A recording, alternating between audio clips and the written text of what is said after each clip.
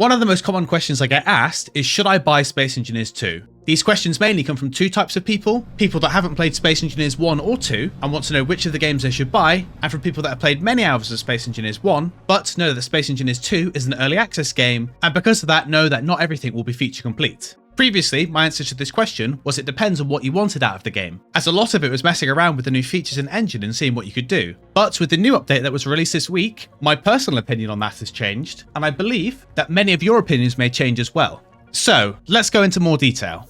To start with, what is Space Engineers 2? I would assume that most of the people watching this video are aware vaguely of what Space Engineers 1 was, where it was basically space Minecraft where you built ships out of blocks, and where you can fly around and explore a solar system and do a bunch of stuff. Space Engineers 2 is a sequel to that, with a brand new engine that overcomes a lot of the issues of the first game, and additionally a number of new features and quality of life additions to basically fix most of the issues of the first game. Space Engineers 1 is nearly 13 years old, and it's been showing its age for a while. So Space Engineers 2's new engine has many improvements, aside from just having much better graphics, such as additional stability from the new physics engine, which basically eliminates most of the phantom forces you would receive in the first game, which is better known as Clang. The new engine is designed from the ground up to support many features out of the gate that Space Engineers 1 had, but the engine was never designed to support them. Like an easy example is Space Engineers 1's engine was never designed to support planets, so there were many limitations of what could be done with them in the game, but Space Engineers 2's engine was designed specifically with planets in mind. And additionally, the engine was also designed to support many new features that Space Engineers 1 never had, such as volumetric water, which will be coming in a future update. As we're comparing Space Engineers 1 to 2, I want to talk about features that are brand new to Space Engineers 2, and additionally features from Space Engineers 1 that are currently missing. Currently, most of Space Engineers 2's new features are numerous quality of life additions, with the game making lots of little tweaks to Space Engineers 1 systems to make them much better and less clunky. However, one of the main core new features of Space Engineers 2 is the unified grid system. In Space Engineers 1, there was small grid and large grid, with small grid being made up of smaller blocks, and large grid being made up of large 2.5 meter blocks. In Space Engineers 2, it's all unified into one system, so you can place large blocks and small blocks on the same grid, and additionally they've added a bunch of new sizes of blocks, down to these tiny 25cm blocks, up to much larger variants of other blocks like this gyroscope here. Additionally, there have been many other changes to the way building ships works. One example is blueprinting, where you can blueprint a section of your ship and then save it, and then you can click and drag that blueprint onto your hotbar and then just keep placing that section of the ship down. This allows you to build a bunch of modular components for your ships, and then quickly place them back down in order to build different variants of it, making building ships in Space Engineers 2 much easier. When you were in survival, new blocks that you place down will place down as projections, which you can see are these holograms that you can see here, and this makes it much easier to design and flesh out your ships in survival, as you can just place down all the blocks as holograms and then weld them up later. Additionally, due to them being projections, you actually have access to creative mode building tools in survival, such as symmetry, blueprinting, and the new undo and redo feature, which allows you to undo and redo blocks that you've placed and removed, and additionally undo and redo any blocks that you've painted. Now there is one drawback to projection building, and that's you can't really weld up blocks behind other blocks, which was also a drawback in Space Engineers 1. However, they've added a new tool to survival called the area welder, which, as you can imagine due to its name, welds in an area, allowing you to get those blocks behind other blocks, and also due to the blocks being much smaller in Space Engineers 2, as I mentioned being 25cm, this allows you to weld up all those tiny little blocks without looking directly at them. Before making this video, I rewatched all of my videos covering the major updates to Space Engineers 2, and I didn't realize how many new features that I just take for granted, such as caves and overhangs for example. There was no caves or anything in Space Engineers 1, it was just flat terrain, and these caves in Space Engineers 2 are just absolutely amazing. So if you want to know every feature that's in Space Engineers 2, I will link a playlist in the pinned comment below this video, featuring the 5 videos covering each of the major updates to Space Engineers 2. And of course, as more updates are added to the game, I'll definitely be covering them here, so don't forget to subscribe to this channel to see those videos. All these features are cool and all, but I think the biggest feature in Space Engineers 2 is the colonization system, which when it was added was absolutely amazing and was a big step into fixing a lot of the problems with Space Engineers 1, that being a lack of direction. However, in the most recent update, despite the update focusing on drive, automate and detonate, they completely overhauled the colonization system again, and it is absolutely freaking amazing now. Holy cable, it is so good.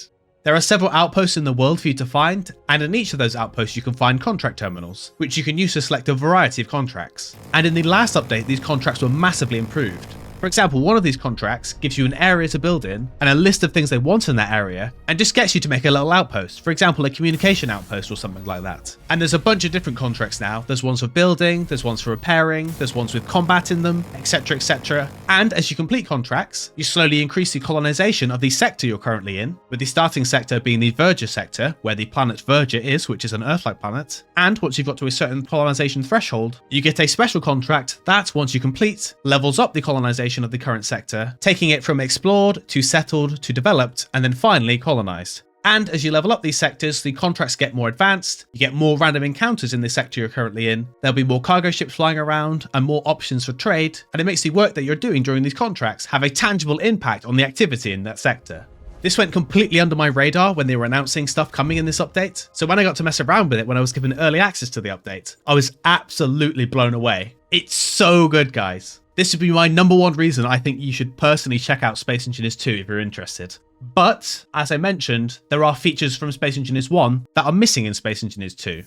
As of the last update for Space Engineers 2, we have nearly all of Space Engineers 1's major features in the game. Planets and survival are obviously in the game, and there's also a classic survival mode if you want a more Space Engineers 1 style survival experience. All of the mechanical blocks are in the game, like pistons, hinges and rotors, and additionally wheels are in the game so we can finally build rovers. And additionally, most of the automation blocks were added in the last update as well, so you can automate features on most of your creations. Now, there are a couple of blocks from Space Engineers 1 missing, however most of these we've either seen or are currently hidden in the files for the game. For example, the hangar door is a block I know many people are interested in, and that is actually in the files for the game currently, so I imagine it won't be long before that's added to the game. Additionally, we've seen things like the merge block and the remote control, and those two are also hidden in the files for the game currently. And I would imagine, as we've been told there's going to be a 2.4 update coming soon, that those blocks will be added then.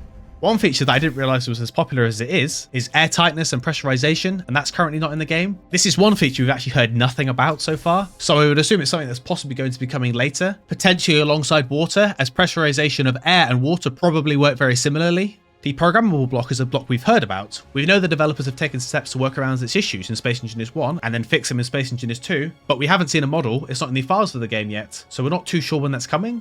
The AI blocks added in the automatons update aren't in the game, but we know that the next major update is going to add NPCs to the game, and they did additionally mention that this update was going to include features for NPC ships, so potentially we might not be getting AI blocks in Space Engineers 2, and this might be an NPC feature instead. We'll have to wait and see.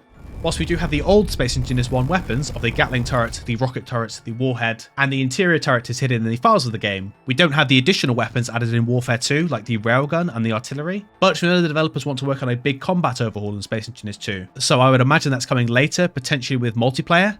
Performance is a big thing with Space Engineers 2, as because it's early access, performance isn't currently the priority. The priority is getting features into the game. However, the last two updates have had some pretty major performance improvements, and additionally, the developers have said that the next update, the 2.4 update, is going to have some major optimizations in it, as they want to get the game in a much better optimized state before water is added to the game, as regardless of how well they optimize water, it's still going to have a big performance impact. I can run Space Engineers 2 quite comfortably at max graphics, but I do have an Nvidia 5080 graphics card, so that isn't necessarily a fair test. However, previously I was running the game on a 3080, and I could run the game at almost max settings, just with ray tracing turned down a little bit. So if you fiddle around with the settings, I'm sure you can get it in a playable state. Actually, since recording this video, I loaded up Space Engineers 2 on my old PC again, and it runs way better than it did on the release of Planets. I was actually shocked how much of a big difference it was. I was able to run the game on max graphics on 5-year-old hardware quite comfortably with no issues, so those performance improvements they've released have definitely done a lot of work. However, just keep in mind that Space Engineers 2 is much more performance heavy than Space Engineers 1, but optimizations have been coming, and additionally more optimizations will be coming in the near future.